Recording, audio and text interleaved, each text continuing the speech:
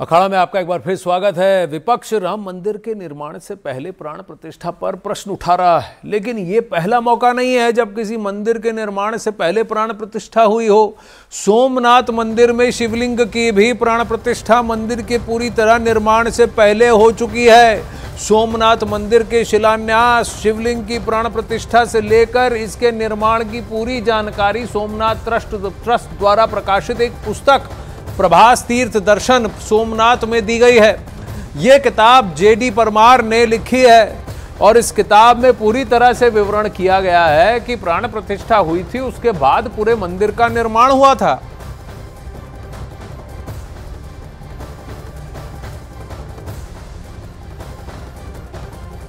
चलिए अब आपको विस्तार से बताते हैं कि सोमनाथ ट्रस्ट की प्रकाशित किताब में लिखा क्या है।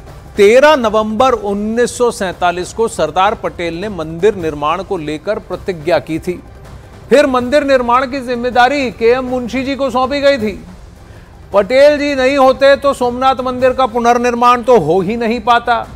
8 मई 1950 को सोमनाथ मंदिर का शिलान्यास हुआ। पहले पत्थर से फर्श बनाकर गर्भगृह बनाया गया।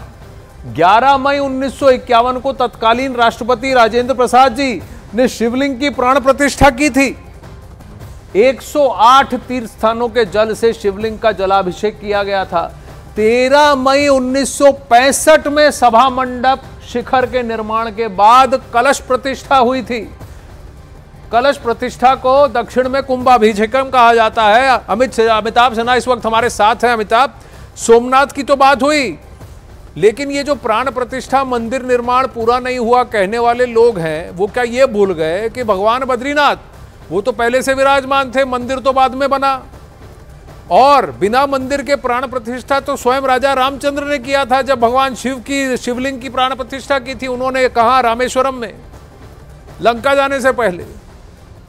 आनंद, यही तो दिक्कत है जो सवाल उठा रहे हैं। कुछ विपक्ष के नेता हैं, कांग्रेस के नेता हैं, कुछ कथित धर्मगुरु हैं, तो सब कुछ संत हैं, कुछ सवाल उठा रहे हैं कि आखिर मंदिर निर्माण के पहले ये प्राण प्रतिष्ठा क्यों कर रही है मोदी सरकार।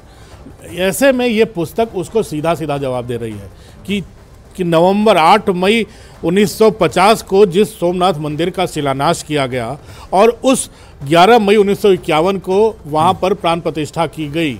इसके बाद मंदिर बनने में 1965 में, उसके बाद की ये लिखी किताब है। इस किताब को भी आनंद 50 साल हो चुके हैं इस किताब के आए हुए, छपे हुए भी। और ये किताब भी सोमनाथ ट्रस्ट ने छपवाई है, किसी बाहर के लिखे हुए लेखक की किताब नहीं है। पूरे फैक्ट्स वही हैं जो सोमनाथ मंदिर बनवाने में लगे थे और वहाँ के लोगों ने उसको जो योगदान दिया था। ऐसे में अगर सोमनाथ मंदिर जो पूरी दुनिया के सामने एक मिसाल बना था एक राष्ट्रीय धरोहर के रूप में, एक दूसरा राष्ट्रीय धरोहर तैयार हो रहा है जहाँ सुप्रीम कोर्ट ने भी कह दिया कि रामलला वहाँ विराजमान है, उस पर लोगों का सवाल उठाना, ये पुस्तक उसी पर कटाक्ष कर रही है। उन्हीं को तमाचा है जो ये सवाल उठा रहे हैं कि प्राण प्रतिष्ठा मंदिर निर्माण के पहले नहीं हो सकती।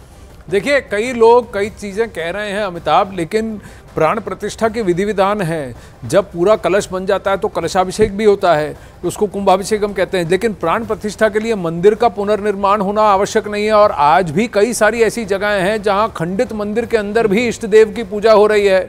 तो ये लोग जो हैं, ये खिसियानी बिल्ली खंबा नोचे वाला बात तो नहीं है, क्योंकि कई ऐसे लोग हैं इनमें से जिन्होंने जब भव्य राम और रामलला विराजमान की लड़ाई चल रही थी तब तो अपने आप को किनारे कर लिया था।